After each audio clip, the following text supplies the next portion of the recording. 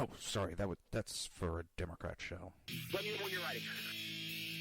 Was an extremely great conservative commentator.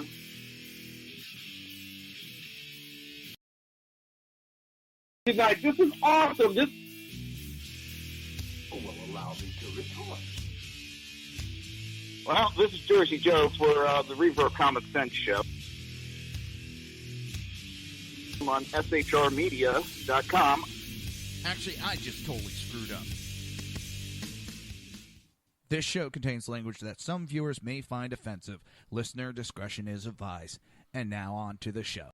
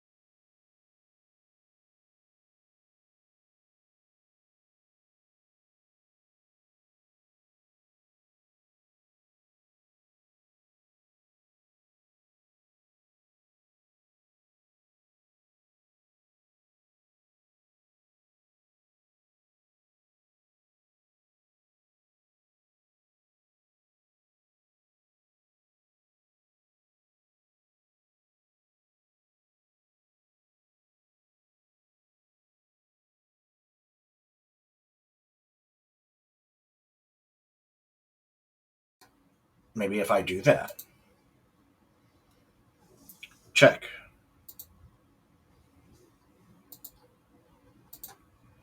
Oh, I hate. Maybe if I do that. Hate issues. Maybe if I do check. All right. Check. Oh, I hate if I do that. No. Maybe if I do check. Hate issues. Maybe if I do check. All right.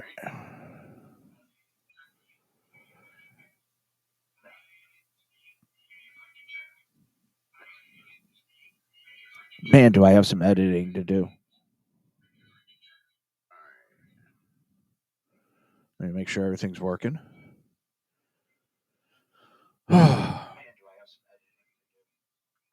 There we go.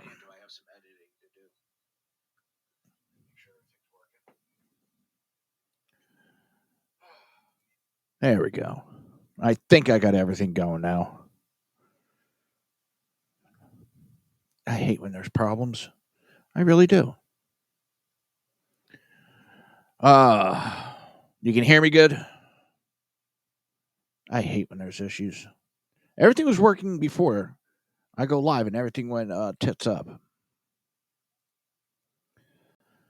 Oh, I'm trying to also make sure I have chats up and all that.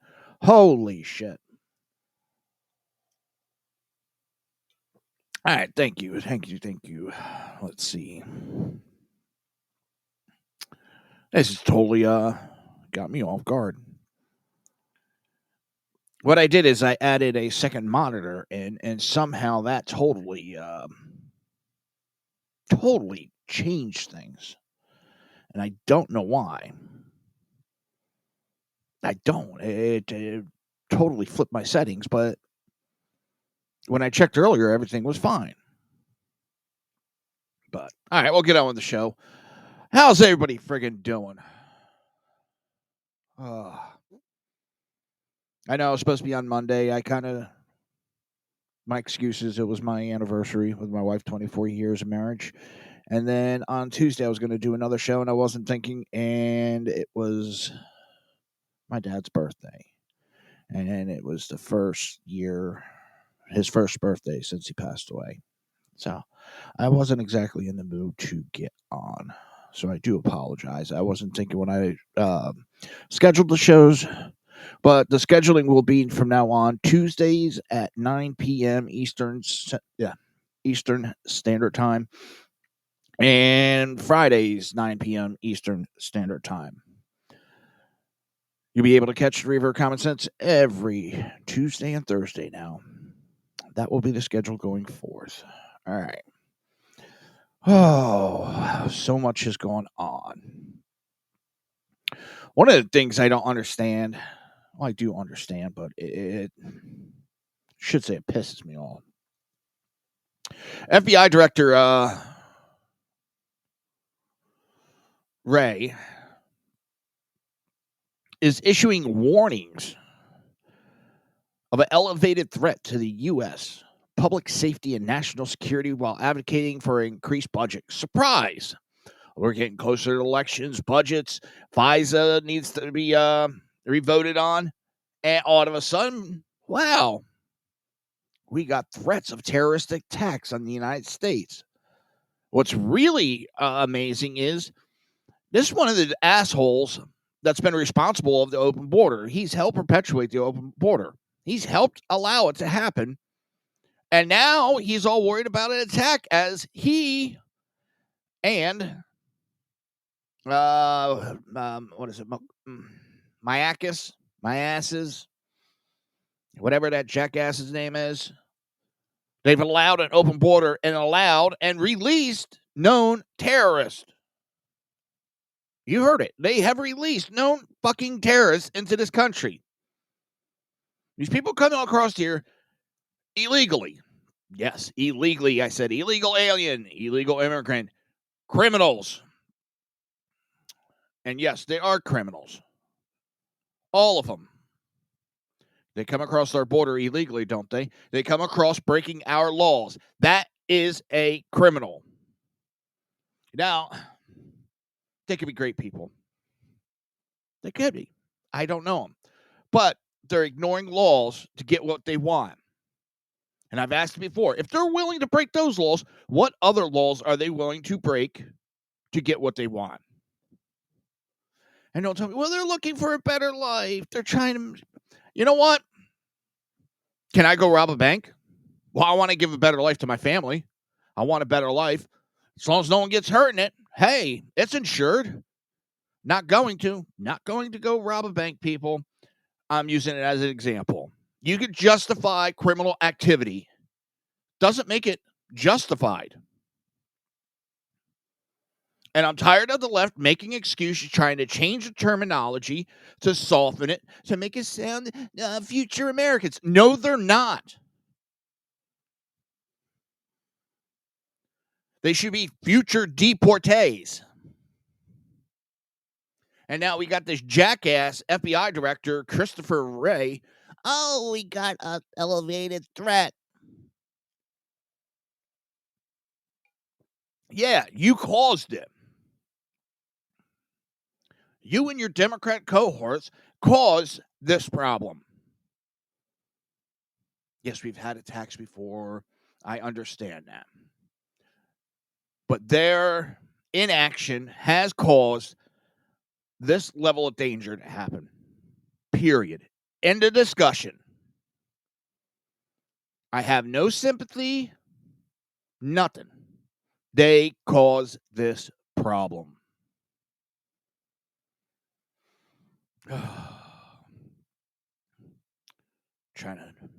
I'm checking on the feed and everything. I'm just, holy shit, I can't believe I totally botched the beginning of the show. But what's funny is I probably won't edit it out. I'll just let it go as is. And hey, shit, people make mistakes. I make mistakes. But this crap with the border is getting out of hand. And now, see if I can find that article. Biden's wondering how he can unilaterally close the border. Wow, maybe if you didn't do away with the Biden or Trump executive orders that kind of shut our border down. Here it is. Biden, I'm examining if I can shut down border unilaterally, trying to work through that. Wow. If you didn't fuck the border up, you wouldn't have to be worried about trying to shut the border down. We had the border starting to get under control. You get in office, and because you got to bug up your ass against Trump, all you wanted to do was destroy what he did.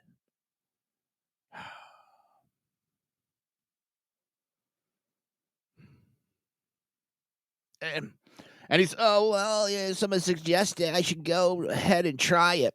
And if I get shut down by the courts, I get shut down by the courts. The only ones that are probably going to go against you, according to what you do, is your own party. They need new voters. So they got to import them.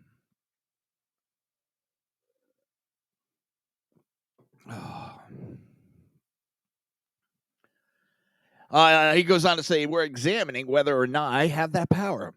I would have that power under legislative when the border has over 5,000 people a day trying to cross the border because you can't manage it. Slow it up. There's no guarantee that I have that power all by myself without legislation. Oh, now he's worried about that. But when it comes to gun, he doesn't give a shit. He does everything in his power to try to interfere with our Second Amendment right. But when it comes down with the border, oh, I don't know. Yeah. Hair sniffing pedophile. Oh, I'm sick of this bastard. How long has he been in Washington? Like 40, 50 years? And he's done shit. He's lied. And it's funny, the left was, oh my God, Trump's lying, Trump's lying, Trump's lying. This son of a bitch had to exit the presidential race. I believe it was in the late 80s. Because he got caught lying multiple times. And he still lies to this day. Baltimore, the bridge goes down. Oh, I remember crossing that bridge on the train so many times. There's no train on that bridge. Everything he tries to make about himself. Hawaii burns down. Oh, I had a kitchen fire. I know how it is. The man is a pathological liar. But the left, they make excuses for him. That's why I cannot and will not take the left serious. They spew one thing out one side of their mouth, but then do a whole nother out the other side. Yeah, one of my videos got taken down on TikTok because it's got misinformation. Because I said that the barrier reef's doing pretty good. That it wasn't getting destroyed. Factually, it had some damage, and it's corrected itself to the point the government has come out and said, stop saying that because you're fucking with our tourism. There's nothing wrong here. But nope, because I hurt some little pussy's feelings. Yeah. You know how it goes. Do I care? Hell no. Do I take TikTok serious? Hell no. Do I take YouTube serious? Hell no. Do I take Rumble serious? Hell no. Do I take Facebook serious? Hell no. I do this for my own sanity and my wife's sanity. It just, so everybody, Typo Negatives playing in the background for me. I'm a happy camper. All right. Oh, I just trying to figure out how to.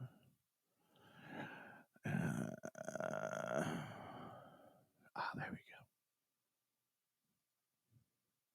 Trying to set up so my chats.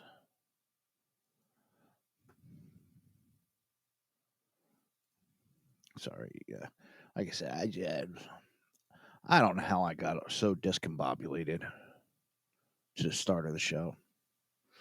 I wish there was a program I could have. I wish Restream, as much as I love Restream, I'm loving the software.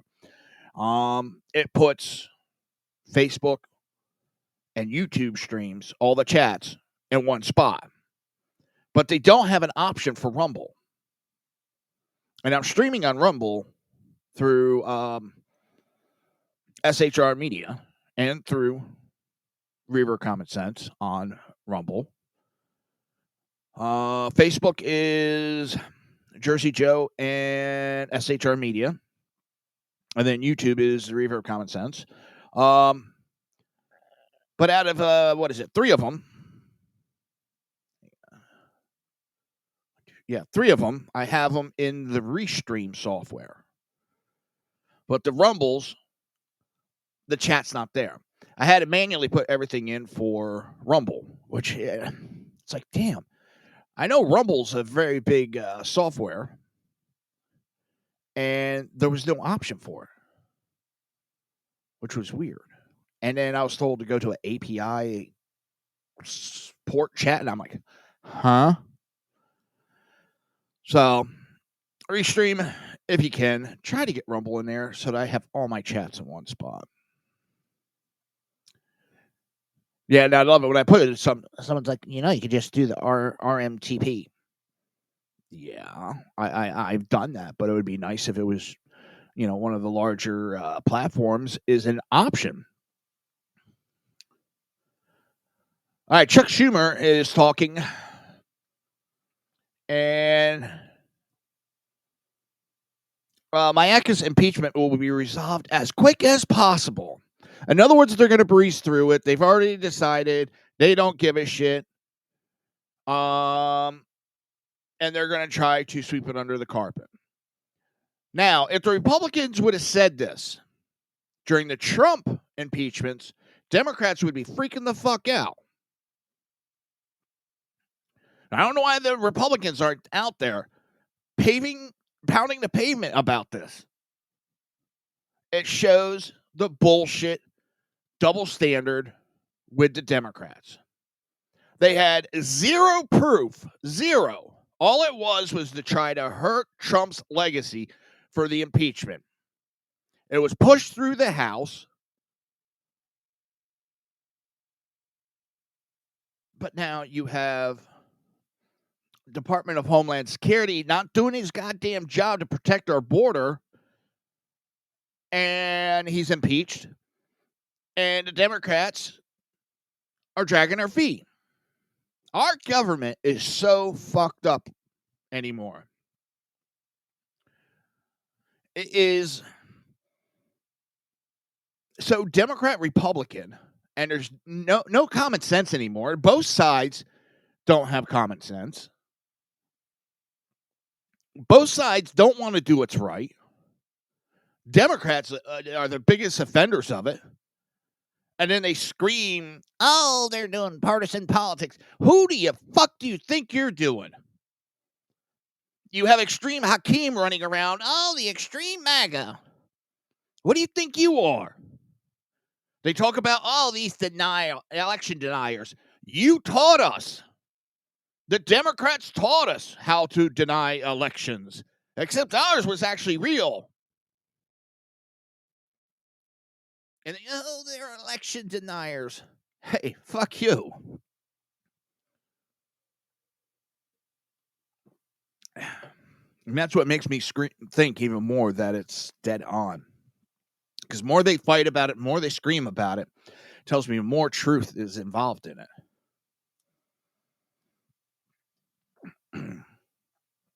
But yeah, Chuck Schumer has reported, circulated that Schumer is readying a motion to dismiss articles of impeachment against Mayorkas.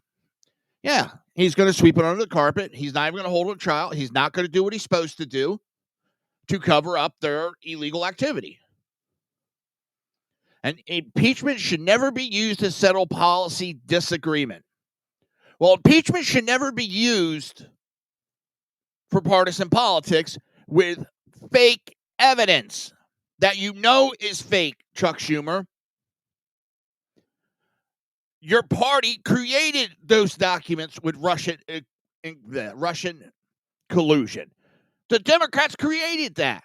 Then the Democrats want to try to impeach the president over it. You knew it was a lie, but yet you pushed it. Mayorkas has not secured our border, has done shit to help this country. He has put our country in danger, as Director Wray has said. We got an elevated risk now. Why? Because Mayorkas did not do his job. Anybody see the line here that goes? Oh, wait a minute. I shouldn't say line with the Democrats because they'll try fucking snorting it. Oh, speaking of dipshit, some news on Hunter Biden just came out right before I came on air. Judge has denied Hunter Biden's motion to dismiss federal gun case.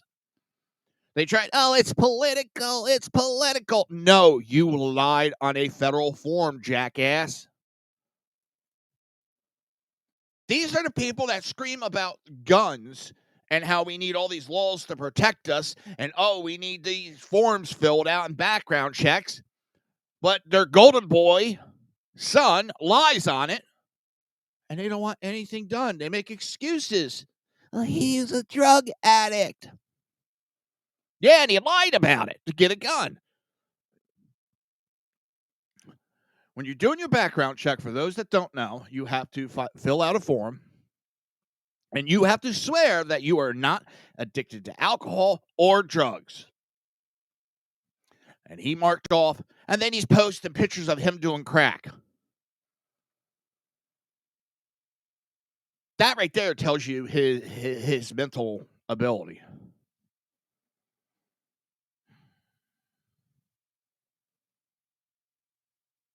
I mean, you're posting smoking crack and doing cocaine, fucking hookers. Listen, you go and do drugs, you get cleaned up. Great. I'm proud of you. But then don't get all high and mighty and try to act like you're better than everybody else.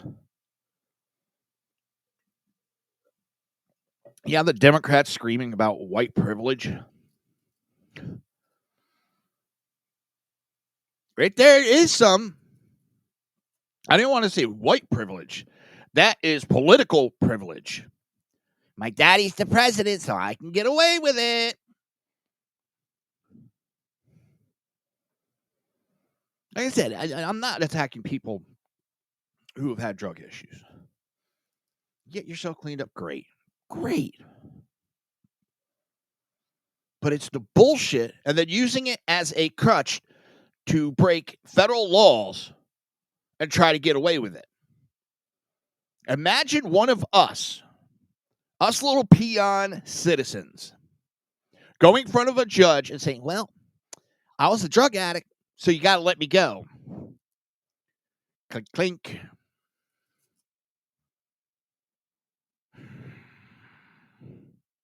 That'd be like saying, well, Your Honor, yeah, I drove drunk, but I couldn't make a coherent decision because I was drunk, so you can't hold me accountable for what I did.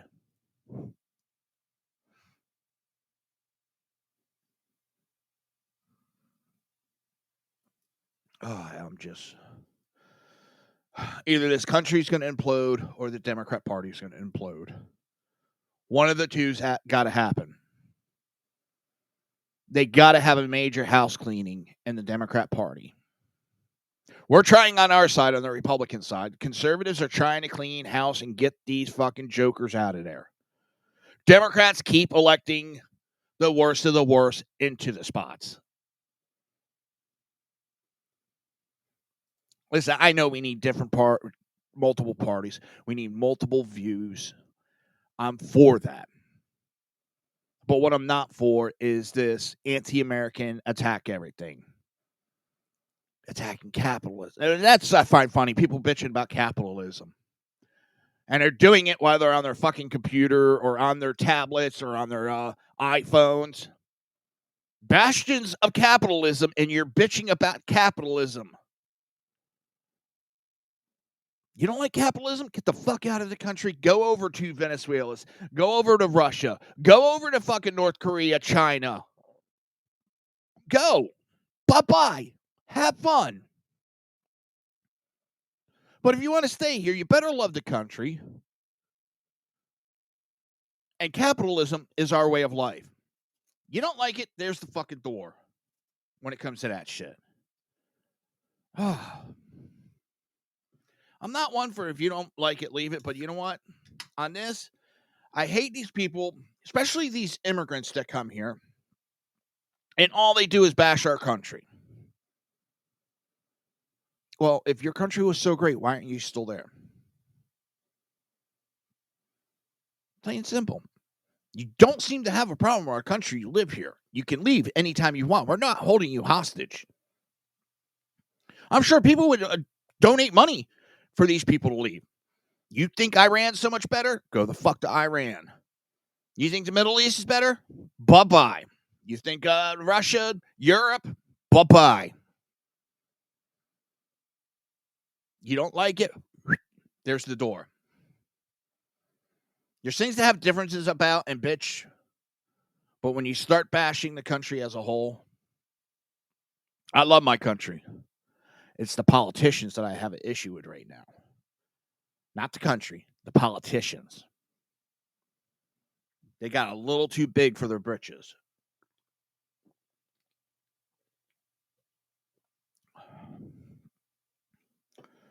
Oh, man. I have not got much sleep all week.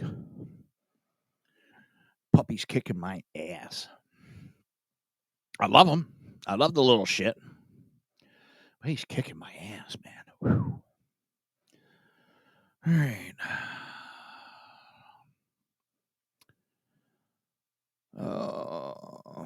Let's see. What do we want to do next?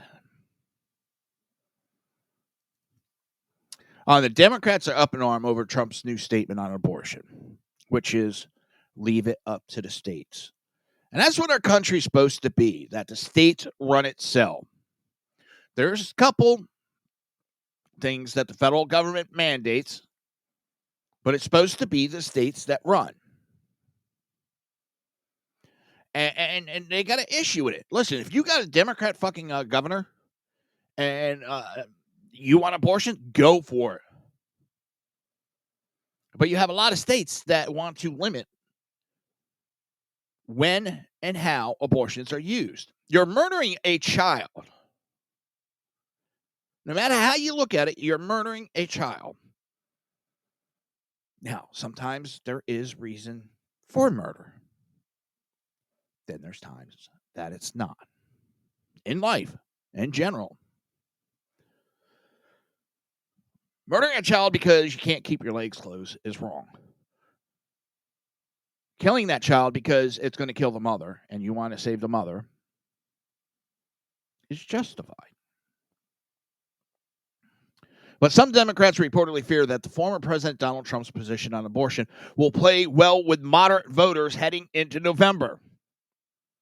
Trump believes abortion is a state issue, that it is in contrast to some Republicans and Democrats who wants to use federal government to undermine states' rights by legislating a national law to render abortion illegal or legal.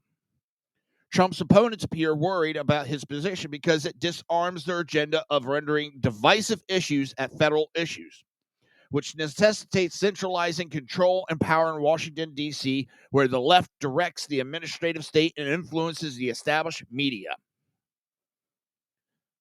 Boom. Right there it is. If elections were held today, Trump would win, and that means he's winning moderates over as we speak. They're fighting here in Florida. I think we got a 15-week ban. 15 weeks. After that is when you can't have an abortion. Before that, you can have it. I just, and then you have jackasses that are trying to push, and yes, there is states that are trying to push abortions up until birth. And let's see if now I won't be able to find the article. There's one of the idiots on the left that was screaming. They don't want. No, I've never seen any abortion law for up until birth. Arizona right now, they're going to try it. They're trying to overturn that old law, and they want abortion up into birth. Think about that.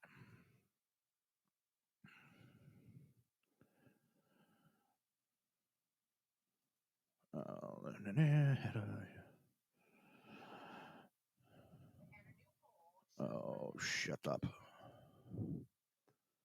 Wall Street Journal poll shows Biden losing support from black men.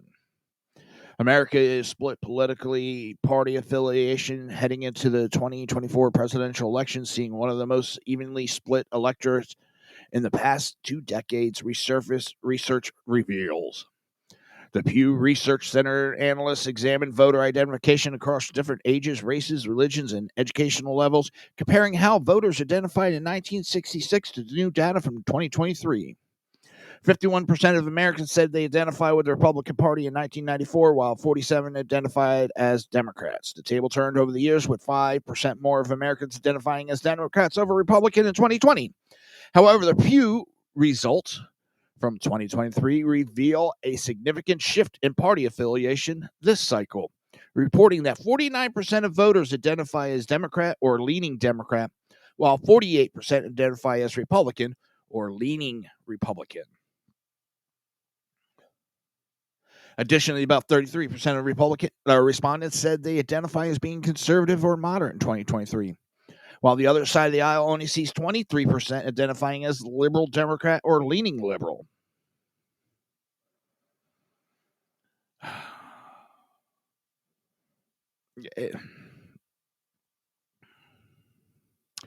The poll found that while most Democrats remain the party of choice for most Hispanics, blacks, and Asian voters, party support among non-Hispanic white Democrat voters has dropped 21% since 1996, falling from 77% to 56% in 2023.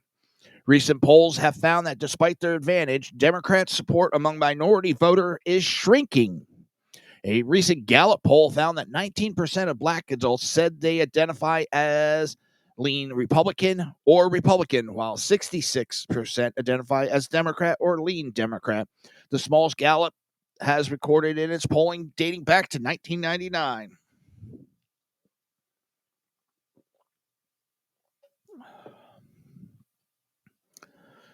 I just want to remind people that are watching on Rumble and YouTube, don't forget to hit the like and subscribe. It's free. It does help me. So I'd appreciate the help.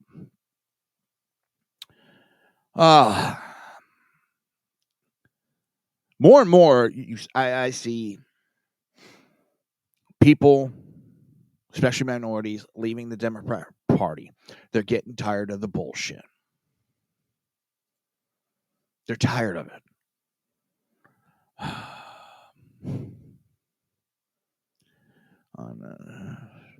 This one made. Here's my theory before we get into it. All these cases that are against Trump,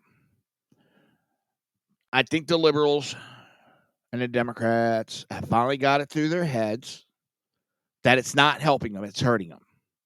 So I think they're trying to figure out how to back out. They're trying to figure out how to cover their asses and get out. So now DOJ unmasks inconsistency in Fani Willis's use of federal grant funds. The Justice Department said Friday it unmasked inconsistency in Fulton County prosecutor Fani Willis' use of federal grant funds, confirming whistleblowers' allegations. Willis has previously fired the whistleblower who alleged a Fulton County official mishandled $488,000 of federal grant money to pay for swag, computers, and travel.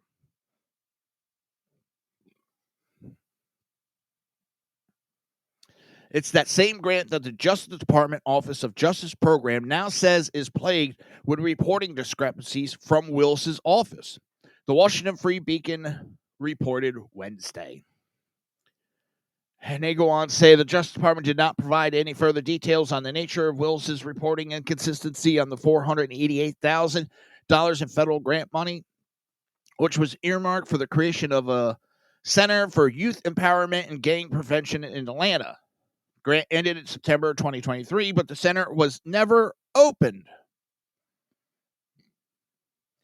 Justice Department is coordinating with Willis's office to fix the grant reporting inconsistency amid an ongoing House Judiciary Committee investigation into Willis's use of federal grant funds. Committee Chairman Representative Jim Jordan subpoenaed Willis in early February for records related to the $488,000 of federal grant and the whistleblower's allegations made by former Willis staffer who was listed as a grant director until district attorney abruptly fired her in January of 2022. Jordan threatened to hold Willis in contempt of Congress on March 14th after the district attorney responded to a subpoena with a narrow set of documents that had nothing to do with the whistleblower's allegation. Willis wrote in response that Jordan's demands were unreasonable and uncustomary and suggested his investigation was an effort to derail her election interference case against former President Donald Trump. No, it has to deal with your corrupt little witch. Now, does the DOJ actually do an investigation? Or is the DOJ trying to help cover up? I think right now they're going to try to find a way to shut her down quietly. But if it destroys her reputation, they don't care. But they're going to try to do it quietly so that they can shut down these cases because they know it's hurting them politically. They thought whoever told them it was going to help them needs to have a checkup from the head up. Or neck up, I should say, from the head up. Whew. These people are idiots. And I thought college was supposed to educate these people. See, you can have an education and be educated are two different things. You have your book smarts and your street smarts.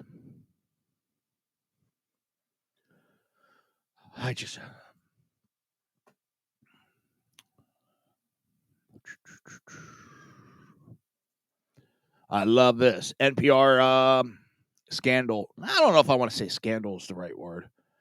But there's whistleblower scolding outlets liberal slant puts spotlight on organization federal funding. NPR has a major federal funding from the people. We fund that organization, and it's a liberal mouthpiece. All it is, it's a government propaganda news agency. A veteran NPR journalist caused a scandal for his employer on Tuesday with a scathing piece accusing NPR of liberal groupthink, renewing interest in how much cash American taxpayers pay for the corporation for public broadcasting and the NPR more broadly. The senior business editor and the 25-year NPR veteran went viral for blowing the whistle on his employer for a variety of issues in bombshell-free piece, including its faulty coverage of major topics like Russiagate, Hunter Biden laptop, and the COVID-19 lab leak theory, as well as an embrace of progressive views about systematic racism. The nonprofit body, which distributes federal funding to NPR and PBS, was granted $525 million in advance funding for 2024. It was created out of the 1967 Public Broadcasting Act to distribute federal grants to public broadcasters around the country. NPR has insisted it receive less than 1% of its $300 million annual budget from the federal-funded CPB, but a deep dive into the data shows CPB funds smaller stations that funnel cash to NPR.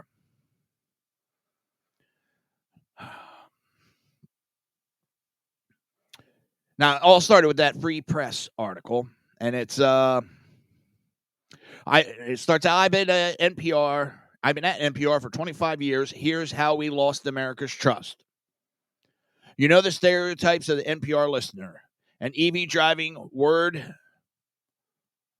wordly playing, tote bag carrying coastal elite.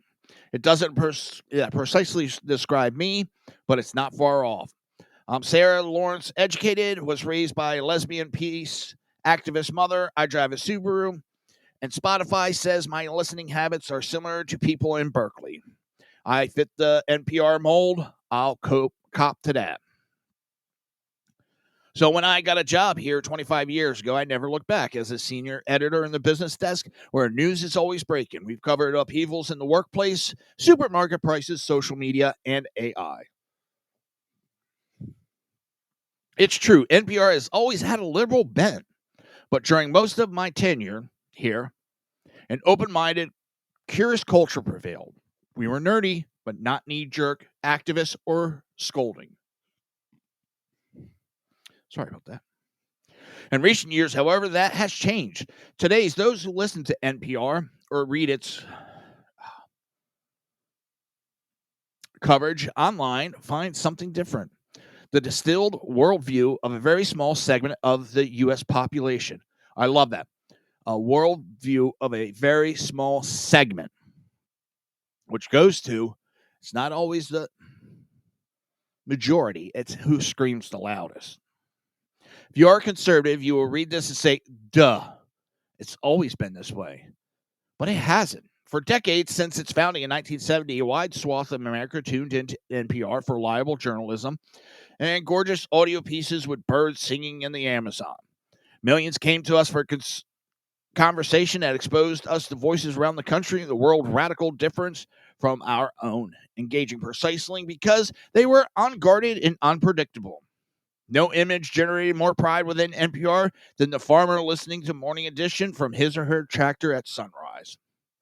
Back in 2011, although NPR's audience tilted a bit to the left, and it still bore a resemblance to America at large. 26% of listeners describe themselves as conservative, 23% as middle of the road, and 37% as liberal.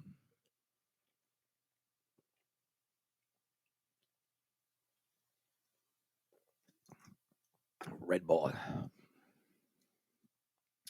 By 2023, the picture was completely different. Only 11% described themselves as very or somewhat conservative, 21% as middle of the road, and 67% of listeners said they were very or somewhat liberal. We weren't just losing conservatives, we were losing moderates and traditional liberals. An open-minded spirit no longer exists with NPR. And now, predictable, we don't have an audience that reflects America.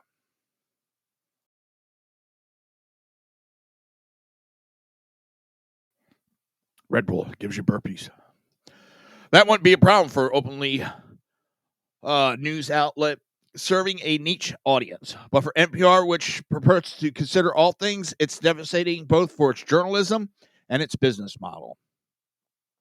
Like many unfortunate things, the rise of advocacy took off with Donald Trump As in many newsrooms, his election in 2016 was greeted at NPR with a mixture of disbelief, anger, and despair. Just to note, I eagerly voted against Trump twice, but felt we were obligated to cover him fairly. But what began as tough, straightforward coverage of a belligerent, truth-impaired president veered towards effort to damage or topple Trump's presidency. Persistent rumors that Trump's campaign colluded with Russia over the election became the catnip that drove reporting. At NPR, we hitched our wagon to Trump's most visible antagonist, Representative Adam I lie like a motherfucker Schiff, who was the top Democrat in the House Intelligence Committee, became NPR's guiding hand, its ever-present muse. But by count, NPR's host interviewed Schiff 25 times about Trump and Russia. During many of these conversations, Schiff alluded to purported evidence of collusion.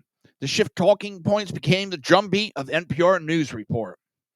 But when the Mueller report found no credible evidence of collusion, NPR coverage was notably sparse. Russiagate quickly faded from our programming. It's one thing to swing and miss on a major story. Unfortunately, it happens. You follow the wrong leads, you get misled by sources you trusted, you're emotionally invested in a narrative, and a bit of circumstantial evidence never adds up. It's bad to blow a big story. No, you just didn't blow a big story. Anybody with more than 2 brain cells could see this was a made-up story by the Democrat Party.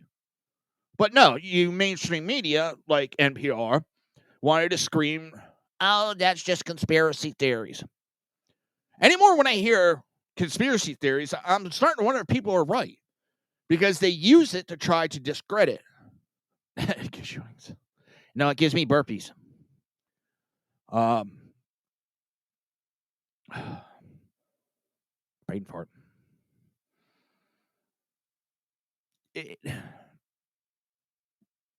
We knew it was real. And you scream conspiracy theory. And you try to do that to discredit a subject. The problem is, you've hit that well so many times, the well's dry. You scream racism, you scream conspiracy theory. I know it's the opposite. What's worse is to pretend it never happened. To move on with no mea culpa, no self-reflection, especially when you expect high standards of transparency from public figures and institutions. Problem is, you got jackass Adam I lie like a motherfucker Schiff still pushes that Russia conspiracy, Russia collusion. He still pushes it. He still lies about it. That's what shatters truth and engenders cynicism about the media. Russiagate was not NPR's only miscue. In October 2020, New York Post published the explosive report about the laptop Hunter Biden abandoned at a Delaware computer shop containing emails about his sordid business dealing with election only weeks away. NPR turned a blind eye. Here's how NPR's managing editor for news at the time explaining the thinking. We don't want to waste our time on stories that are not really stories. We don't want to waste the listener and reader's time on stories that are just pure distraction. No, you did not want to put out a story, a truthful story, that was going to hurt Biden. There is many cases where people have said if they knew that it was a true story, they would have never voted for the cocksucker. But no. Mainstream media lied. Outright lied. And so did a lot of politicians. But it wasn't a pure distraction or a product of Russian disinformation, as dozens of former and current intelligence officials suggested. The laptop did belong to Hunter Biden's. Its content revealed his connection to the corrupt world of multi-million-dollar influence peddling and its possible implications for his father. The laptop was newsworthy, but the timeless journalistic instinct of following a hot story lead was being squelched. During a meeting with colleagues, I listed as one NPR best and most fair-minded journalist said it was good We weren't following the laptop story because it could help Trump. Right there says it all. It could help Trump. It was going to hurt Biden, so they shut their mouths. They covered it up. And isn't that when you have more than one person involved? What's a conspiracy? When the essential facts of the Post reporting were confirmed and the emails verified independently about a year and a half later, we could have fessed up to our misjudgment. But like Russia collusion, we didn't make the hard choice of transparency. Politics also intruded into NPR's COVID coverage, most notably in reporting the origins of the pandemic. One of the most dismal aspects of COVID journalism is how quickly it defaulted on ideological storylines. For example, there was a team Natural Origin supporting the hypothesis that the virus came from wild animal market in Wuhan, China. Wuhan! And on the other side, Team Lab Leak, leaning into the idea that the virus escaped from a Wuhan lab. The lab leak theory came in for rough treatment almost immediately, dismissed as racist or right-wing conspiracy theory. Anthony Fauci and former NHI head Francis Collins, representing the public health establishment, were its most notable critics. And that was enough for NPR. We became fervent members of Team Natural Origin, even declaring that the lab leak had been debunked by scientists. But that wasn't the case. When the word first broke of a mysterious virus in Wuhan, a number of leading virologists immediately suspected it could have leaked from a lab there conducting experiments on bat coronaviruses. This was in January 2020, during calmer moments before global pandemic had been declared, and before fear spread and politics intruded. Reporting on a possible lab leak soon became radioactive. Fauci and Collins apparently encouraged the March publication of influential scientific paper known as the proximal origin of SARS-CoV-2. The authors wrote they didn't believe any type of laboratory-based scenario is plausible. But the lab leaks, if this was reversed and it was a conservative government with a conservative doctor out there doing it, Democrats would have people arrested now. You do realize that. Democrats would have people arrested. Think about what they're doing. They had 20 people arrested because of their First Amendment right of freedom of speech for their opinion. But the lab leak hypothesis wouldn't die, and understandably so. In private, even some of the scientists who penned the article dismissing it sounded a different tune. One of the authors, an evolutionary biologist from Edinburgh University, wrote his colleagues, "I literally swiveled day by day thinking it is a lab escape or natural."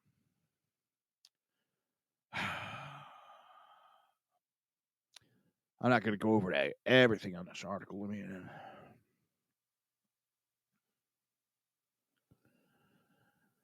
We introduced our coverage of that development on February 28, 2023, by asserting confidently that the scientific evidence overwhelmingly points to a natural origin for the virus. And this goes to when I talk about climate change. Oh, scientific evidence. But I always hear, oops, we made a mistake. Oops, we made a mistake. Oops, we made a mistake. But they never broadcast that. And they're so quick. It's scientifically proven. The science is settled. All right, that makes me question it right there. It's like they're trying to push that lie so goddamn bad. And they got to silence any opposition.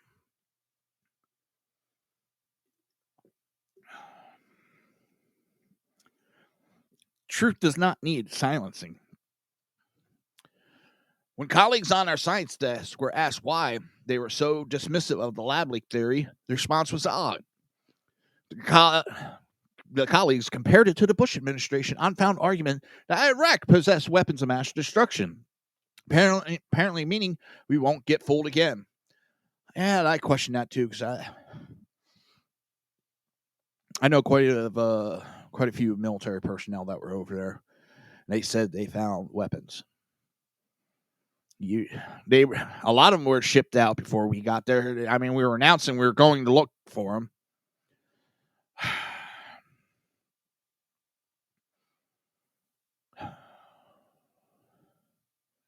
Now, the author goes on, I'm offering 3 examples of widely followed stories where I believe we faltered.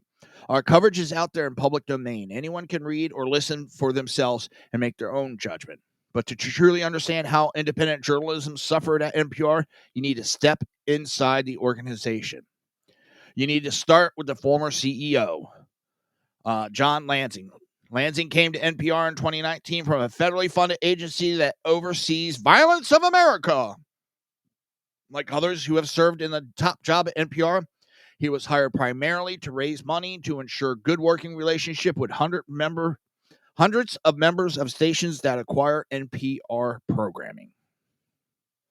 After working mostly behind the scenes, Lansing became a more visible and forceful figure at the killing of George Floyd in May 2020. It was an anguished time in the newsroom, personally and professionally, so for NPR staff. Floyd's murder, captured on video, changed both the conversation and daily operations at NPR.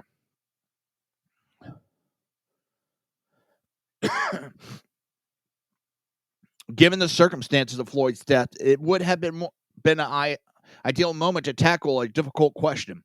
Is America, as progressive activists claim, beset by systematic racism in 2020 in law enforcement, education, housing, and everywhere?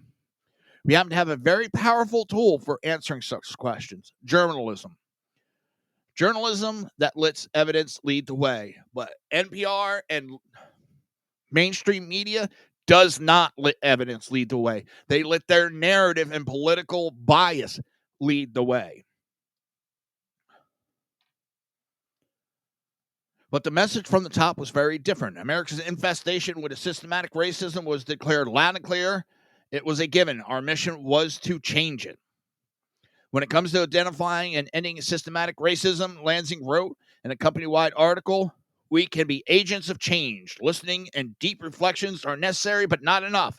They must be followed by constructive and meaningful steps forward. I will hold myself accountable for this. We were told that NPR itself was part of the problem. In confessional language, she said the leaders of public media, starting with me, must be aware of how we ourselves have benefited from white privilege. Did he give up his position? No, he didn't. We must understand the unconscious bias we bring to our work and interaction. And we must commit ourselves, body and soul, to profound change in ourselves and our institution. We declared that diversity on our staff or in our audience was the overriding mission, the North Star of the organization. Phrases like "that's part of the North Star" became part of the meetings and more casual conversation. Race and identity became paramount in nearly every aspect of the workplace. Journalists were required to ask everyone we interviewed their race, gender, and ethnicity, among other questions. We had to enter it into a centralized tracking system. We were given unconscious bias training sessions. A grown DEI staff offered regular meetings imploring us to start talking about race. Monthly dialogues were offered for women of color, men of color, non-binary people of color were included too.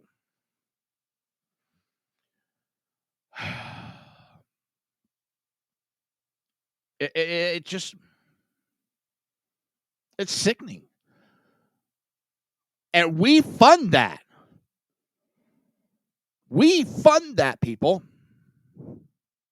We pay for that.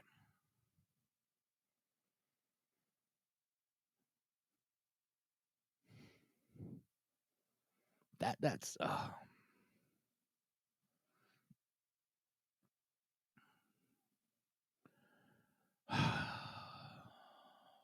I just.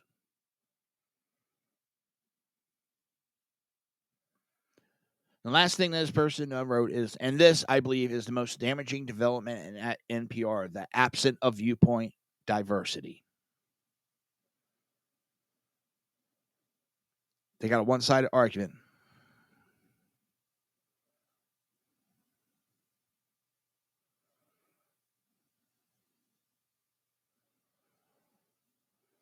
What is it? In essence, this means the NPR union, of which I am a dues-paying member, has ensured that advocacy groups are given a seat at the table in determining the terms and vocabulary of our news coverage. So it's not the story that determines it. These groups determine it.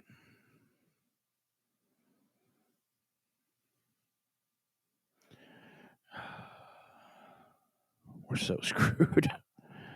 All right, everybody. I want to wish everybody a happy weekend. I'll be back Tuesday, 9 p.m. Everybody have a great day.